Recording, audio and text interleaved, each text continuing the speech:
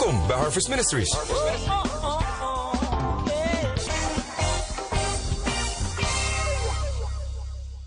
Heren, we danken u wel voor deze dag. Dank u wel voor uw goedheid. Dank u wel voor uw genade. Dank u voor uw liefde, heren. Dank u wel dat u er altijd voor ons bent. Yes. Heren, dat we, als we ons met u in verbinding stellen, heren, dan is er altijd nieuwe kracht, nieuwe moed. Er gaat de zon weer schijnen. Heren, wil u daarvoor eren en aanbidden. En daarom, Heilige Geest, wees zo welkom vandaag. Vervul ons zo, heren, met uw glorie en met uw heerlijkheid, heer. Vervul zo dit pand, heren. Vervul zo elke tempel hier aanwezig. Heer, opdat we uw heerlijkheid mogen ervaren, Vader. Halleluja. We staan voor grote dingen. Ik geloof dat God bezig is wereldwijd om die zonen Gods openbaar te laten worden. Maar daar zal ik je nog iets meer over vertellen straks. Ik moet zeggen, ik ben blij verrast om te zien wat God aan het doen is. Al zien we elkaar maar 1 keer in de maand. God is geweldig bezig door jullie heen, door het lichaam heen. Ik geloof met heel mijn hart dat als wij in dit netwerk gaan opstaan. En dan heb ik het over zoals we jullie geleerd hebben. Dus ga niet mensen aan hun haren trekken van kom mee naar de kerk. Moet je gewoon niet doen. Jezus deed dat ook niet, dus dat moeten wij ook niet doen. Het enige wat je doet is dat zoek de nood van die persoon op. Zoek de nood. Wat die nood ook is. Check je collega's, check je buren, check je familieleden. Maak een lijstje en kijk wat is hun nood. En probeer die nood gewoon op te lossen. En dan niet eens zozeer met een voorbedachte raden van en dat die dan tot bekering komt. Nee, gewoon die nood oplossen, meer niet. En dan kijk je gewoon wat er gebeurt. Als er niks gebeurt, nou, je hebt gedaan wat je moest doen. En dan ga je naar de volgende. Maar als er wel wat gebeurt, dan kan je daarmee verder gaan. Maar doe dat. En iemand zei tegen me van ja, ik heb me dat ook voorgenomen om te doen, maar dan na verloop van tijd verzand je weer in het oude. Nou, weet je, dit is een kwestie van prioriteiten stellen. Je moet gewoon in je agenda zetten of in je notebook of waar je ook. Moet je gewoon zetten van 1 keer in de week. Doe het desnoods 1 keer in de week dat je zet van ik kijk eventjes welke nood er is. Soms zijn we zo druk met ons eigen leven bezig dat we gewoon ook helemaal niet meer daarop letten van wat is de nood om ons heen. En God wil ons echt daarin gebruiken. Je moet je voorstellen dat we dat allemaal blijven doen. En het gebeurt al hoor. Het gebeurt echt al. Toen ik met die zus in Suriname sprak. Zij heeft heel veel mensen waar ze contact mee legt. Ze is Javaans. Dus veel moslim mensen waar ze mee te maken heeft. En de een na de ander komt tot geloof. En dan denk ik van wauw. Wij zitten hier. Ik had haar ook heel lang niet gesproken. Maar ondertussen breidt Gods koninkrijk dus gewoon uit. Je moet je voorstellen dat we dit allemaal doen. En we blijven dit doen. Op een gegeven moment gaan ze een ontmoeting hebben met Jezus. Want daar gaat het om. Dit is geen hoe zeg je dat, propagandatechniek of zo. Dit is puur mensen in aanraking brengen met Christus. En ik zou jullie ook willen aanmoedigen van als er een opening is, doordat je hebt iemands nood gelenigd, de persoon is enthousiast en zegt van joh, waarom doe je dit? Nou, dat je dan gewoon dat kunt vertellen. En schroom dan niet om voor die persoon te bidden. Weet je waarom? Omdat ik heb gezien, één aanraking van Jezus is vele malen meer als duizenden woorden of weet ik veel wat je allemaal aan die persoon kan vertellen. 1 aanraking. En daarom is het zo van belang om dat niet uit het oog te verliezen. Jullie zijn dragers van het koninkrijk. Jullie zijn dragers van de power of God. Weet je wel, ik bedoel de resurrection power, de opstandingskracht. Dus onderschat dat nou niet. Zet het in je agenda, zou ik jullie willen aanmoedigen. Het gaat er niet om je familie, vrienden, collega's te overtuigen van jouw geloof. Waar het om gaat is dat ze een ontmoeting krijgen met Jezus. Dat is het enige. Wees hier alert op. Laat het niet wegzakken.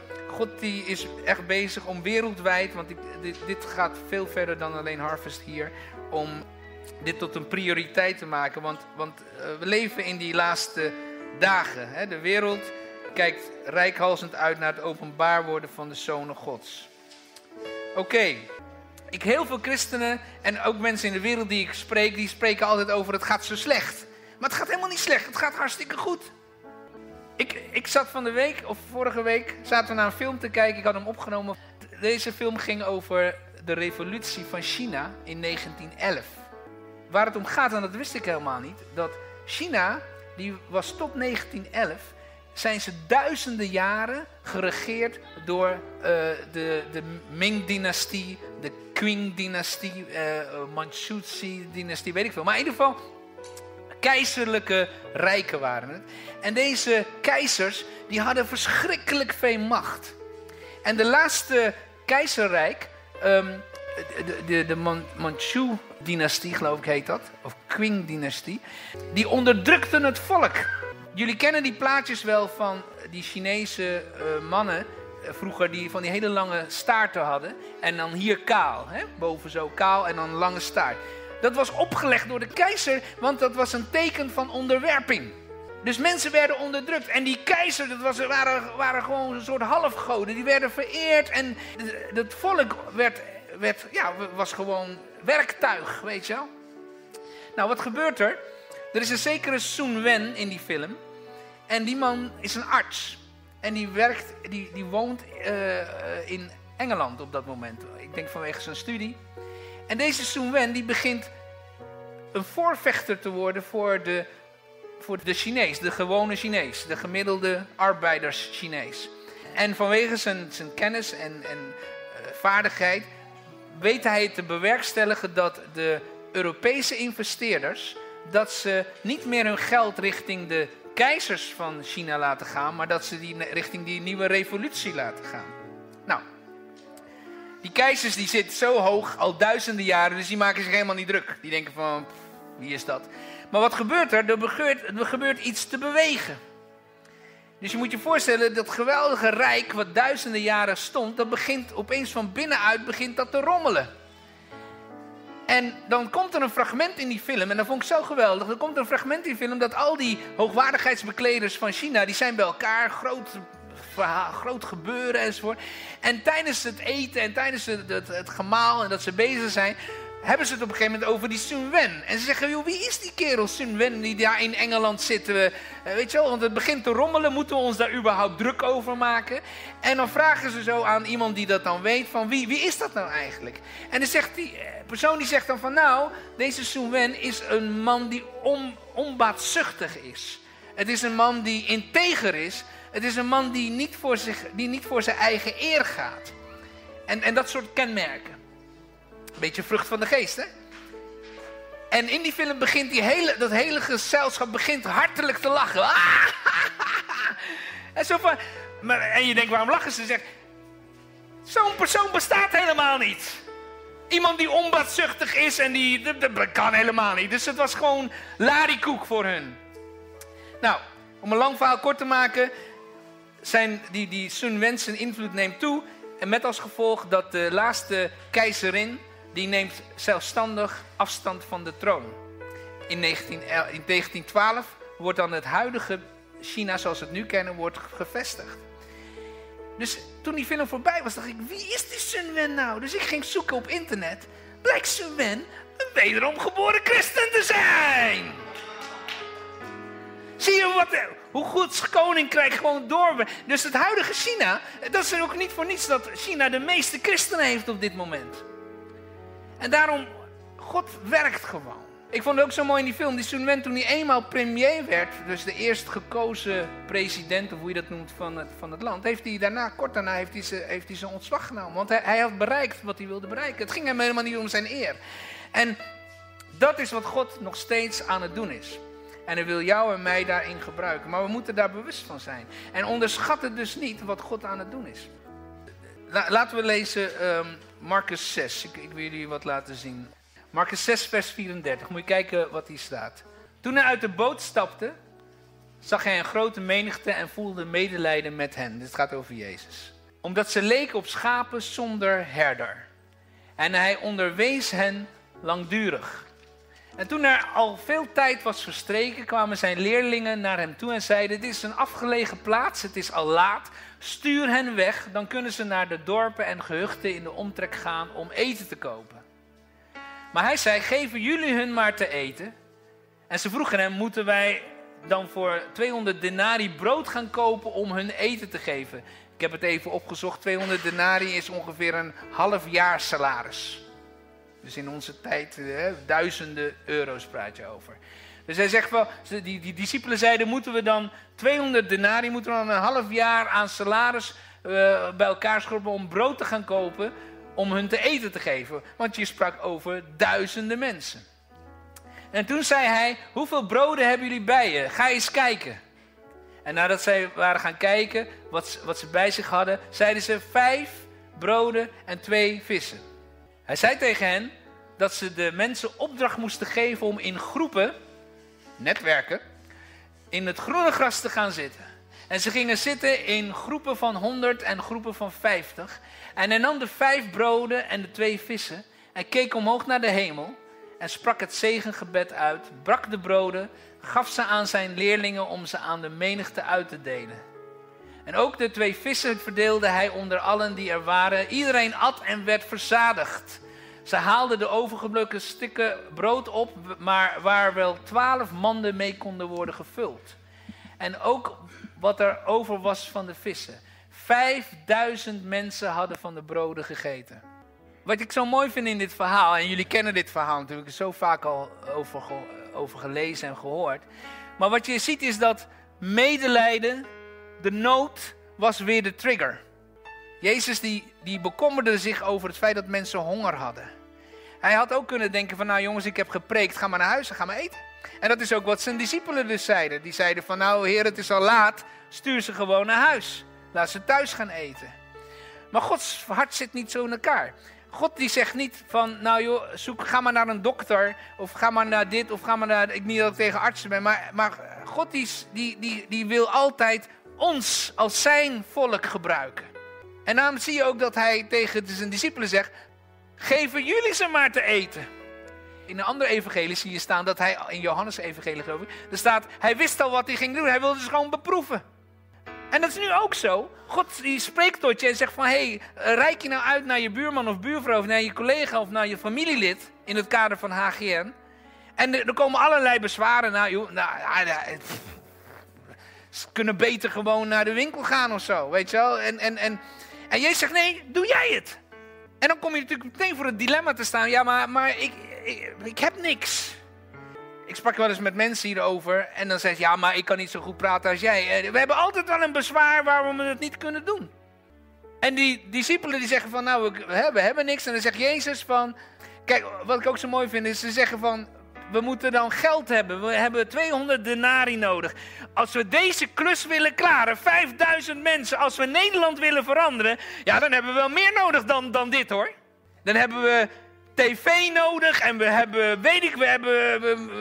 we moeten heel veel geld. Willen we dit voor elkaar krijgen? Dat is onze menselijke redenering. Dit geldt niet alleen maar voor evangelisatie, dit geldt voor alles in het leven. Voor je leven. Misschien dat je denkt van, momenteel gaat het financieel niet goed. En dan denk je van, ik heb van alles nodig om dat voor elkaar te krijgen. Misschien gaat het niet goed in je relaties, of weet ik veel waar het niet in goed gaat. En dan denken wij altijd zoals de gemiddelde mens denkt. Dan hebben we hulp nodig vanuit het natuurlijke vlak. Maar God zegt, gij heel anders, hebt Christus leren kennen. De bedoeling is dat wij als christenen vanuit die bovennatuurlijke wereld leven. En dan, dat vergt geloof. Dan moet je dus, en geloof komt door het horen van het woord van God. Dus door dit veel te horen, gaat groeien in je leven. En geloof gaat uiteindelijk bergen verzetten. Ga eens kijken, zei hij. God zegt ook vandaag tegen jullie en mij, kijk eens even om je heen. Wat heb je nu? Ja, ik heb niet zoveel, maar wat heb je? Kijk maar in de hele Bijbel. God gebruikt altijd kleine dingen in mensen hun levens.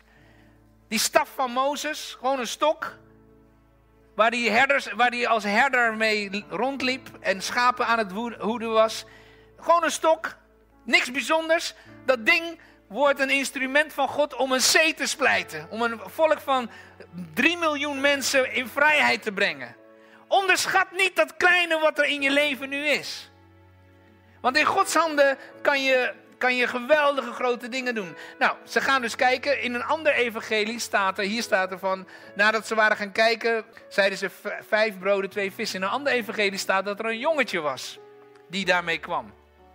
En dat vind ik ook weer zo typerend, hè. Jezus zei, wees als een kind. Kinderen die gaan niet zitten denken van, ja, maar kan dat dan wel? En weet je, ik denk als een volwassene die 5 broden en die 2 vissen, nou, dat eet ik zelf wel op. Het heeft geen zin. Wat moet je nou met 5000 mensen en dan 5 broden, 2 vissen? Toch? Zo denken wij. Dus, en dat is ook een beetje waar we nu voor staan. Dat je denkt van, ja, ach ja, ze zitten niet te wachten op dat beetje hulp van mij. Of je hebt professionals, die kunnen dat veel beter. Weet je wel?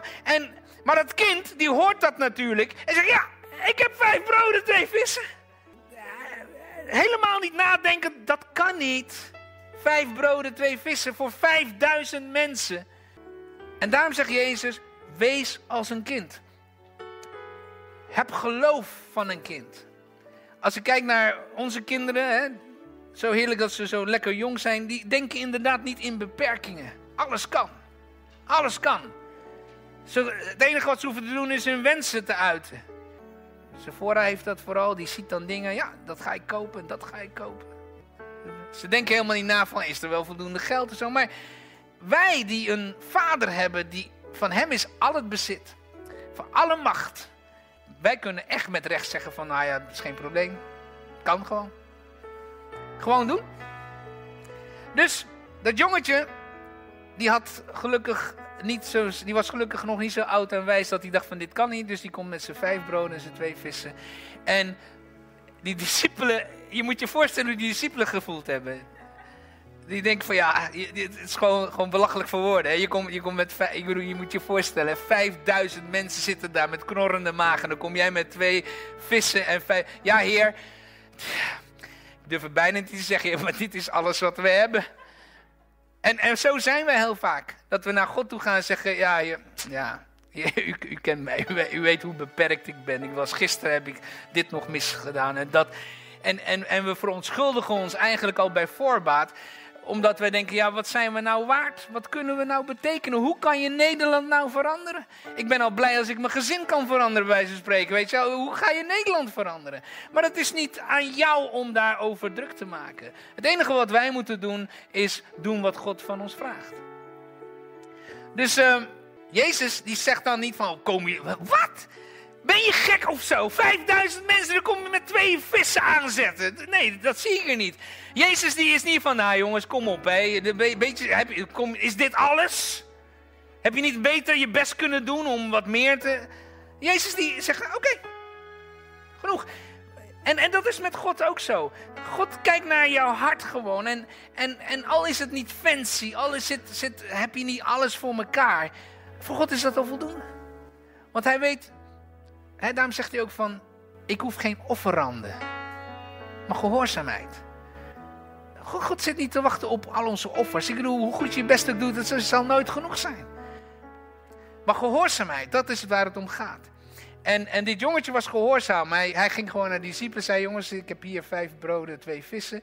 Nou, uiteindelijk zijn die discipelen ook gehoorzaam, dus die gaan daarheen. En dan moet je kijken, dan geeft hij de opdracht. Dus je hebt 5 broden en 2 vissen in een mandje. En je hebt 5000 mensen, die moeten dan gaan zitten in groepen. Dit is gewoon belachelijk als je erover nadenkt.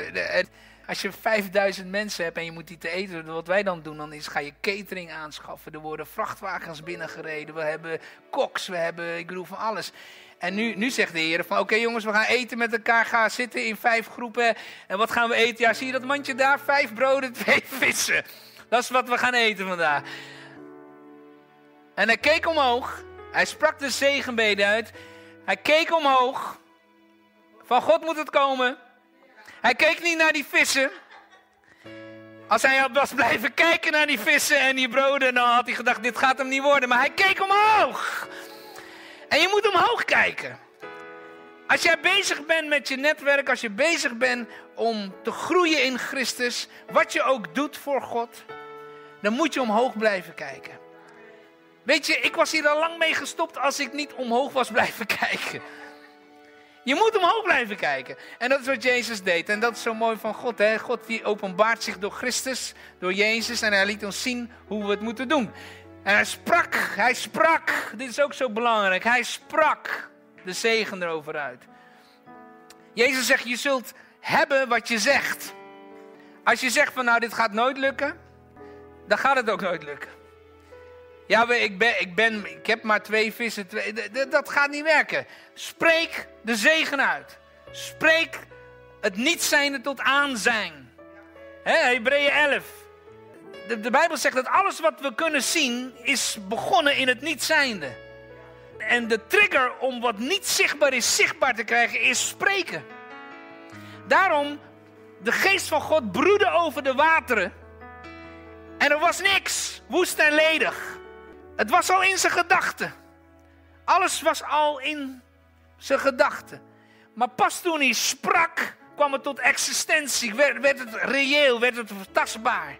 Kwam het bovennatuurlijk, het geestelijke werd opeens natuurlijk. Nou, in deze wereld nu geldt dat nog steeds hetzelfde. Voor je eigen persoonlijke leven.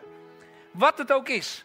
Ik doe het nu in het kader van HGN, maar dit geldt ook voor je persoonlijke dingen. Je lichaam, functioneert dat niet goed? Weet ik veel op welk gebied er dingen niet helemaal gaan? Begin de woorden van gezondheid te spreken. Neem Gods woord. Begin in geloof te wandelen. En kijk omhoog. Kijk niet naar de beperking. Kijk niet naar de kleine oplossing die er is, die gewoon niet voldoende is. Maar kijk omhoog. Dat is eigenlijk wat we uit dit verhaal kunnen leren. En kijk wat er staat. Dit vind ik helemaal geweldig. Hij brak de broden en gaf ze aan zijn discipelen, aan zijn leerlingen, om ze aan de menigte uit te delen. Dit maakt het nog stommer, het verhaal. Je hebt 5 broden, 2 vissen. Je hebt 5000 mensen. En dan zeg je tegen je discipelen, die 12, jongens, kom even bij. Johannes, Petrus, kom. En dan kom je dan bij de Heer Jezus. En dan zegt hij, oké, jongen, alsjeblieft, hier, jij een stukje, jij een stukje, jij een stukje. En ga ze maar eten geven. Het slaat gewoon nergens op. En dan moet je je voorstellen, je bent Petrus, rouwdouwer, visser. Dan heb je zo'n pieterpeuterig stukje brood. En dan ga je naar zo'n groep van een paar 100 mensen. Kom je aanzetten met dat stukje. Ja jongens, we gaan eten vandaag. Nee, maar dit is wat er gebeurt. Maar vaak denken we er niet over na. Maar, en weet je wat ik zo mooi vind van God? God die test je gewoon. God, er staat niet, hij sprak de zegen uit en hij boem, zo van, jongens, kom maar, alsjeblieft, jij 400 broden en jij nee. Hij sprak de zegen uit, legde het neer en hij zegt, oké, jij een stukje, jij een stukje, jij een stukje. Dus die gasten gingen met zo'n stukje brood, gingen ze naar 5000 man om dat te verdelen. Dat vergt geloof van jou als degene die dat moet uitdelen. En dan komt het weer op neer, ben je gehoorzaam? Of ga je met God in discussie? Ja, God, ik ga dit echt niet geven aan die mensen, hoor. Nee, dit ga ik echt niet doen. Ik ga mezelf nu echt belachelijk maken als ik nu met dit stukje brood aankom wandelen. Dat is vaak wat we doen. Nee, dat ga ik echt niet doen. Nee, kom op, ze lachen me uit. Maar gehoorzaamheid, als je gehoorzaam bent, zul je de grote daden van God zien. En er staat ook niet beschreven hoe dat ging. Maar één ding zie ik. Ze verdeelden het. En er staat er, iedereen at en werd verzadigd. Amen? Dus als je uit gaat stappen, wat het ook mag zijn, hoe klein het ook is, hoe onbenullig het ook in je ogen lijkt. Je doet het niet omdat je succes verzekerd bent. Je doet het niet om weet ik veel wat voor reden. Je doet het puur in gehoorzaamheid. En dan zul je zien dat als je uitstapt en je gaat het doen, dat God op bovennatuurlijke wijze mensen gaat verzadigen. Mensen zullen verzadigd worden van zijn goedheid. Mensen zullen helemaal vol worden van God. Dat is wat er gebeurt. En ik geloof met heel mijn hart dat wat toen gebeurde ook voor nu geldt. Jezus heeft daarom niet voor niets gezegd, jullie zullen grotere dingen doen dan ik heb gedaan. Gods hart zit daarin dat we samen met hem, samen met zijn kinderen, wil hij dit wonder gaan doen. Nou, ik geloof de reden waarom wij als kerk vandaag aan de dag, ik las laatst een artikel dat per week gaan er 2 kerken tegen de vlakte of worden omgebouwd tot iets nieuws. Per week 2 kerken. Dus het gaat Holland achteruit wat betreft de kerkgebouwen. Ik kan me ook voorstellen dat mensen daar, islamisering hoor je, wat blijft er nog over van het kerkelijk erfgoed, al dat soort termen hoor je dan. Maar God is daar ook al lang blij mee dat het weggaat, omdat hij zit niet te wachten op dat. Hij zit te wachten op de zonen Gods die openbaar gaan worden. Maar ik geloof de reden waarom waarom we dat verleerd zijn om te infiltreren in de wereld, is omdat we dat gewoon geleerd hebben. Ik weet niet, de mensen die wat ouder zijn, die kunnen zich dat vast herinneren. Vroeger had je een prent en dat ging over de brede en de smalle weg. Kennen jullie die? Kennen jullie, hè? Ja. Wie kent hem niet? Brede en smalle weg, je prent niet gezien? Nou, ik zal het even uitleggen. Het was een soort getekende prent, een plaat, heel mooi. En dat ging op basis van de tekst waar Jezus zegt van er is een brede en een smalle weg. De brede weg die leidt tot vernietiging en de smalle weg die leidt tot verheerlijking. En die persoon die dat gemaakt had, die had dan 2 wegen getekend en een brede weg. En op die brede weg zag je vertier, discotheek, cafés, allemaal leuke dingen die je in de wereld hebt. En dat was de brede weg. En dan zie je op het eind boven die weg, dat eindigt dan in vuur, zwavel, dampen en weet je wel. En dat waren veel mensen die op die weg. De smalle weg, dat was een smalle weg en dat ging langs beekjes en bruggetjes en weet ik veel, ging dat zo naar boven. En er liepen maar enkelingen op. Ja, er was eigenlijk niet zoveel te beleven. Ja, er was niet zoveel te zien, er gebeurde ook niet zoveel. Maar die kwamen dan in het licht en in de heerlijkheid. En ik heb dat ook meegekregen en ik denk velen van jullie. En wat krijg je onbewust? Krijg je dus mee plezier, genieten van het leven, cafés, drinken. Dat is allemaal slecht. Dat gaat tot vernietiging. En sober leven, op een houtje bijten, dan kom je in heerlijkheid. Toch? Dat is wat we... Maar moet je kijken wat de Bijbel ervan zegt. Jezus hier. Heb de wereld en wat in de wereld is niet lief. Als iemand de wereld lief heeft, is de liefde van de Vader niet in hem. Dus de wereld is tegenpool van liefde. Ja? Want alles wat in de wereld is zelfzuchtig, begeerte, afgunst, inhaligheid, pronkzucht. Dat alles komt niet uit de Vader voort, maar uit de wereld. De wereld met haar begeerte gaat voorbij, maar wie Gods wil doet, blijft tot in eeuwigheid. Dus de wereld, die brede weg, is zelfzuchtig, begeerte, afgunstige inhaligheid, pronkzucht. Heb je dat in de kerk? Ja, hè? Ik ken genoeg zelfzuchtige mensen in de kerk. Ik ken genoeg afgunstige mensen in de kerk. Pronkzuchtig. Dus hier zie je al dat dat verhaal niet klopt van die brede en smalle weg, van de praatje.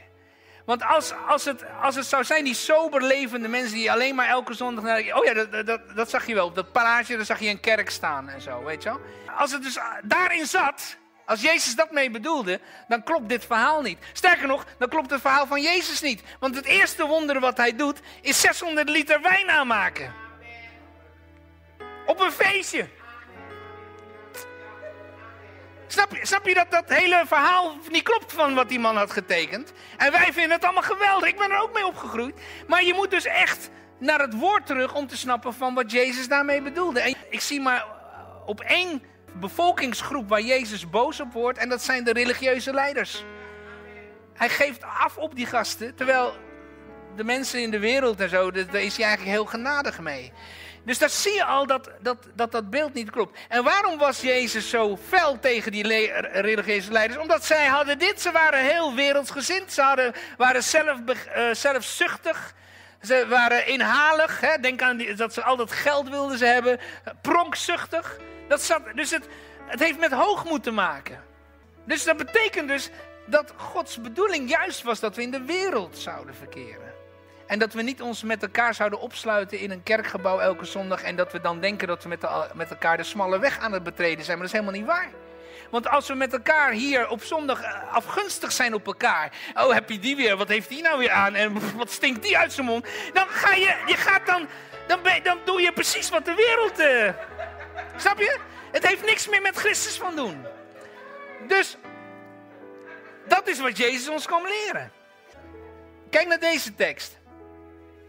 Hij zei tegen hen, begrijpen jullie dat dan nog niet? Zien jullie dan niet dat in niets dat van buitenaf in de mens komt hem onrein kan maken? Omdat het niet in zijn hart is, maar in zijn maag komt en in de beerput verdwijnt, zo verklaarde hij alle spijzen rein. Jezus die verklaarde alle spijzen rein. Door Christus is dat allemaal vervuld. Mensen die nog teruggrijpen naar allerlei Joodse rituelen en kosher eten. Van mij mag je, maar dat is echt voorbij hoor. Dat is echt niet nodig meer. Je laat je weer een slavenjuk opleggen. En dat is de brede weg. Want iedereen gaat op die weg. De massa vindt het heerlijk om regels en wetten te krijgen. De massa vindt het heerlijk om dat mag niet, dat moet wel, enzovoorts. Er is maar Jezus zegt, die smalle weg, dat is maar voor weinig mensen. En weet je waarom die smalle weg zo moeilijk te betreden is en voor weinig mensen te vinden is? Is omdat die weg is niet een weg, het is een persoon. En die persoon is Jezus. Jezus is die weg. Daarom zegt hij, ik ben de weg, de waarheid en het leven. En de weg van Jezus, die is moeilijk. Waarom? De weg van Jezus is onbaatzuchtig. De weg van Jezus gaat niet om hemzelf. De weg van Jezus zegt van, niet mijn wil geschieden, Heer, maar uw wil geschieden. De weg van Jezus die zegt van, ik ben bereid om te sterven voor mijn grootste vijand. Dat is heavy. Dat is een moeilijke weg om te wandelen. Naar de kerk gaan met elkaar op zondag is gewoon de brede weg. Paulus zegt zelfs dat sommige diensten die zijn schadelijk voor je. Heb je die tekst wel eens gelezen?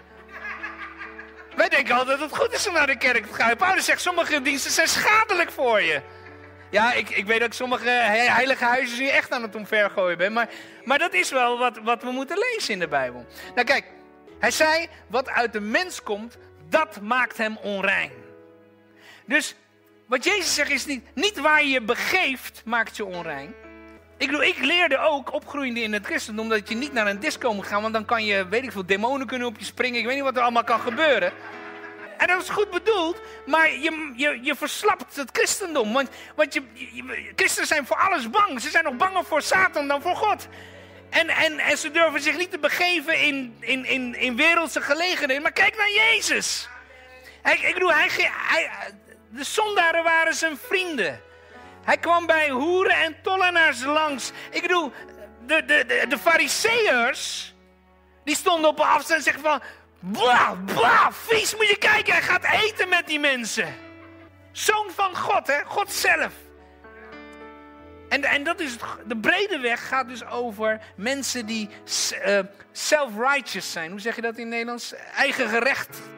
Gerechtigd zijn.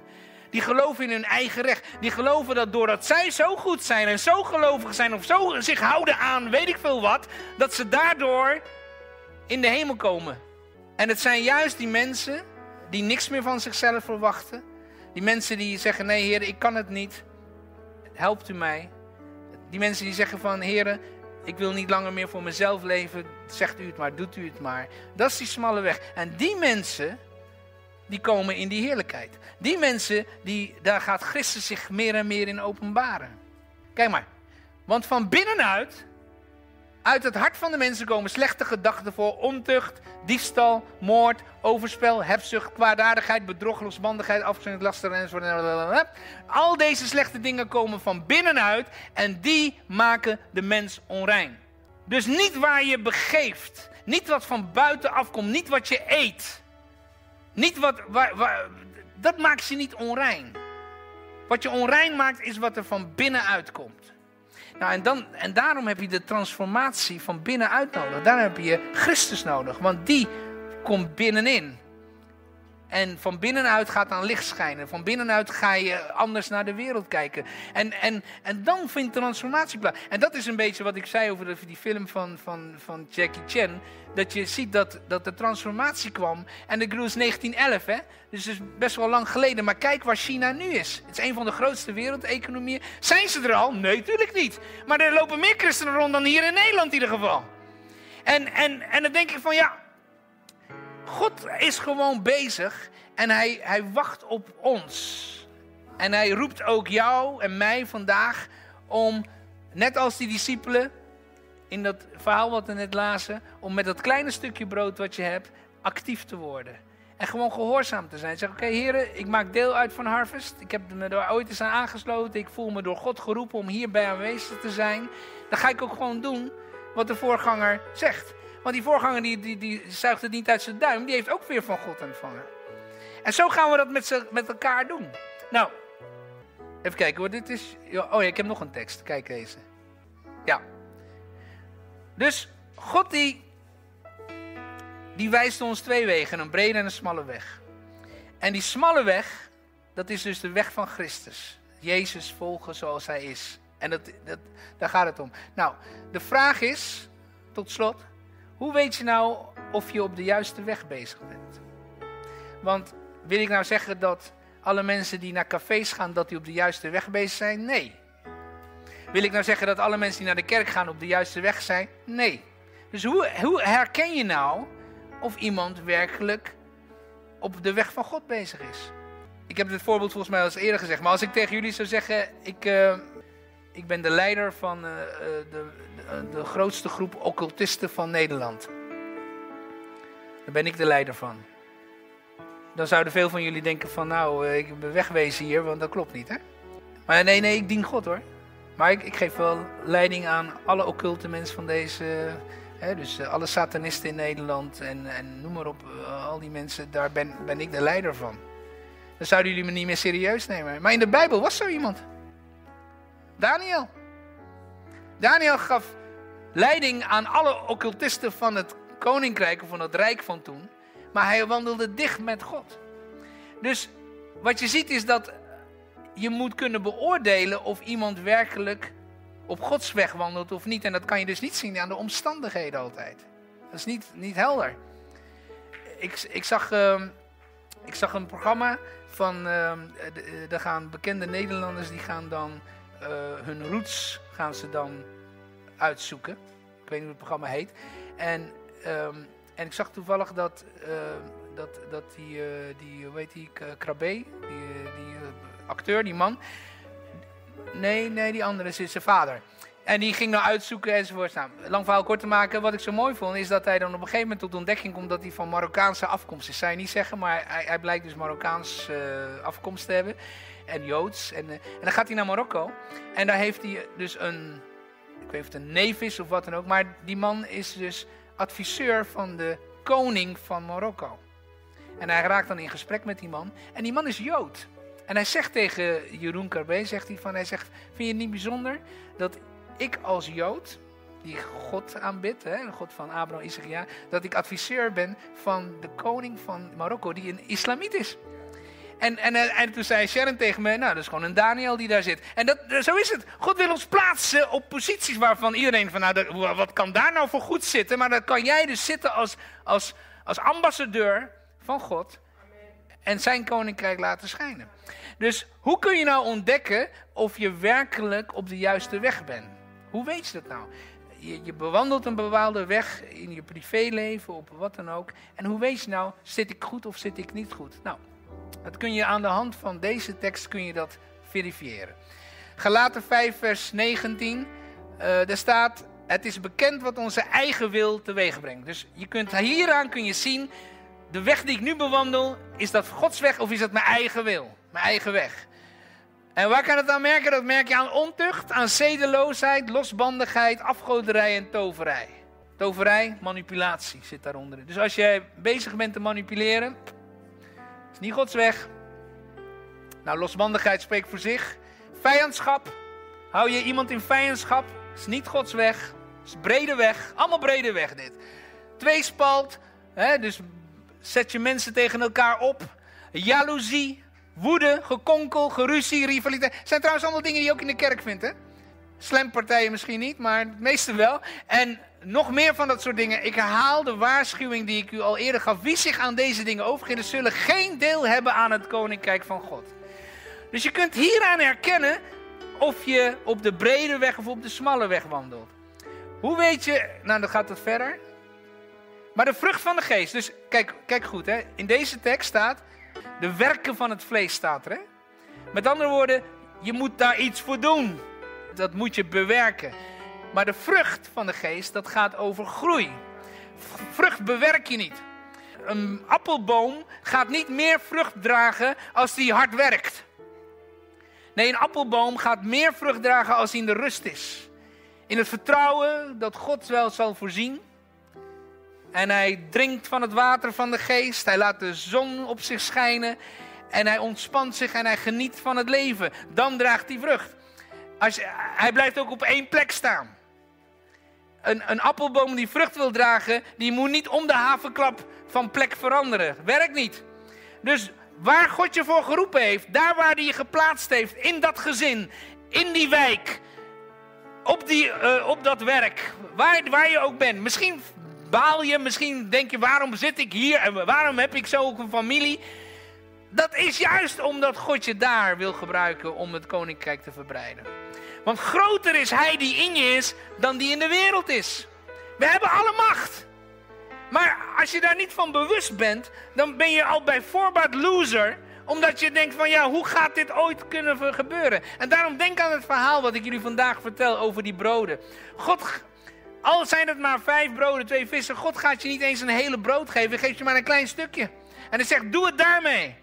En in die stappen van gehoorzaamheid vindt het plaats. Maar als je merkt dat er liefde is, vreugde, vrede, geduld, vriendelijkheid, goedheid, geloof, zachtmoedigheid en zelfbeheersing, dan weet je, ik zit op de smalle weg. Dit is goed. En daar is geen wet tegen opgewassen. Zie je dat? Geen wet tegen. Dus op het moment dat je daarin wandelt, kun je nooit veroordeeld worden. Dus al zit je in een discotheek, maar je zit met die gezindheid. Welke farizeeën er ook langs zeggen, wat doe jij daar? Je hoeft je niks van aan te trekken. Snap je? Het gaat om je hart. Het gaat echt om je hart. En ik snap wel waarom het uit voortgekomen is. Omdat wij natuurlijk bang zijn dat mensen als ze naar de wereld gaan, dat ze dan verloren gaan. Maar dan heb je mensen niet geleerd dat de echte verandering binnenin zit. En dat het niks te maken heeft met je omstandigheid. Sterker nog, daar waar jij komt, gaat het veranderen. Kijk maar naar Jezus. Overal waar Jezus kwam, veranderde hij de omstandigheid. En niet de omstandigheid veranderde hem. Daar waar hij kwam en er was daar verdriet, dan veranderde hij in vreugde. Er was daar dood, hij veranderde het in leven. En elke keer kwam die geest. Hè? Daar waar Jezus kwam, daar waar haat was, kwam liefde. Daar waar verdriet was, kwam vreugde. Daar waar oorlog was, kwam vrede. Hè, ik heb jullie dus vaker gezegd, dat kerst, dat ze dan zelfs tijden hadden, ten tijde van oorlogen, dat vanwege kerst dan even staakt het vuren was. Christus, zijn invloed is zo groot op deze wereld en mensen zien het gewoon niet. En dit is wat God door ons wil doen. En daarom, lieve mensen, begin vandaag. God in je is zoveel meer, zoveel groter. Maar bouw aan je geloof. Spreek het woord. Door het horen komt geloof, zegt de Bijbel. En je zult zien hoe klein dat stukje brood ook is. En hoe klein dat stukje vis ook is wat God je heeft gegeven. Het is meer dan genoeg om je omstandigheden te veranderen. Het is meer dan genoeg om deze wereld te veranderen. En de missie van Harvest is 2/3 van elke stad, taal of natie. Hè? En daar staan we nog steeds voor. Dus denk niet van, oh, we zijn ervan afgeweken. Nee, nog steeds. Alleen God werkt eerst aan ons. We kunnen nog zoveel bidden en roepen dat de wereld moet veranderen. Maar als wij zelf niet veranderen naar zijn beeld, ja, dan ben je gewoon hypocriet bezig. Dus wees blij waar je nu doorheen gaat.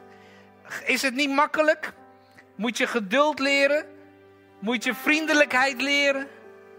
Moet je zachtmoedigheid leren? Wees blij, want je zit op de smalle weg. En dit is God aan het voorbereiden, want je moet openbaar gaan worden als zoon van God. En dan is het nodig dat je hierin groeit. En God gaat je liefde leren door je met liefdeloosheid in contact te brengen. Want anders kan je niet testen of je geleerd hebt. Hij gaat je geduld leren door je in situaties te brengen dat je moet wachten. Want anders kan je het niet leren. En noem maar op, dit kan je allemaal voor jezelf invullen. En iedereen heeft zo zijn zwakke plekken hierin. De ene heeft tekort aan dit, de ene... Nou, wees blij, want je weet, daarin is God bezig om aan te vormen, om te groeien. En dan weet ik dat als jullie van deze plaats gaan straks en jullie gaan die wereld in. En je bent niet meer bezwaard. Oh ja, dat heb ik niet eens gezegd. Een paar mensen zeiden tegen mij, toen ik zo met ze bezig was, zeiden ja, het eerste waar ze aan moesten wennen toen ze niet meer wekelijks in een dienst zaten, is dat ze zich schuldig voelden als ze op zondagochtend aan het uitslapen waren. Jezus maakt je zelfs daarvan vrij. Je hoeft je niet meer schuldig te voelen. Je mag gewoon naar een discotheek op zondagochtend. Als je wandelt in de vrucht van de geest is er niks aan de hand. Echt. Lees de Bijbel en je zult het zien. Als Jezus echt zo tegen was dat je niet naar discotheken, naar wereldse gelegenheden zou gaan, dan zou hij het zelf ook niet doen. Dan zou hij alleen maar dag en nacht in de tempel zitten. En dat zie ik bij Jezus niet. Hij zou alleen maar bidstonden houden elke dag. Zijn discipelen zouden hij oproepen, jongens, bidden, bidden, bidden, bidden. Ik zie dat niet. Hij was vaak weg en dan zeiden de discipelen, Heer, waar was u? Ja, ik was in een gesprek met mijn vader. Oh? Hoe bidt u dan? Nou, als je bidt, ga in je binnenkamer. Sluit de deur. Wees alleen met God. En daar vindt echt de transformatie plaats. En degene die dan naar buiten komt, is niet langer een loser, een wettisch persoon. Dat is iemand die vol is van de geest en die weet, oké, ik moet dit gaan doen. En die gaat dan gekke dingen doen voor onze ogen. Die gaat opeens naar Amerika, gaat gevangenen opzoeken. Dat soort dingen. Of die gaat iemand hoor ik vertellen, die gaat gewoon mensen dopen in je badkamer. Dat soort dingen. Gewoon dingen die eigenlijk niet kloppen. Die niet horen bij dat traditioneel. En dat is wat God gaat doen. En dan, de Bijbel zegt, we zijn zonen Gods en de zonen Gods zijn als de wind. Je weet niet waar ze vandaan komen, je weet niet waar ze heen gaan. Je hebt geen grip erop, je kan ze niet in hokjes plaatsen. En daaraan kun je herkennen dat je in de geest wandelt. Maar dat is niet losbandigheid, want dat is weer vlees. Snap je? Dus hier kan je heel goed aan testen op welke weg zit ik. Oké, laatste vraag. Gaan jullie het doen? Amen. Oké, volk van God ontvangt zo de zegen. De Heere, hij behoede en bewaar je. De Heere doet zijn aangezicht over je lichten. En hij geeft je zijn genade. De Heere, hij verheffen zijn aangezicht over je. En hij geeft je zijn shalom, zijn vrede. Wees gezegend in de stad. En wees gezegend op het veld. Wees gezegend in je ingaan en uitgaan. En wees voorspoedig in alles wat je onderneemt. En de Heere zegt, vrees niet. Maak je geen zorgen. Wees niet bang. Want zie, ik ben met je tot de voleinding van deze wereld. En iedereen die het geloof zegt, Amen. God bless you.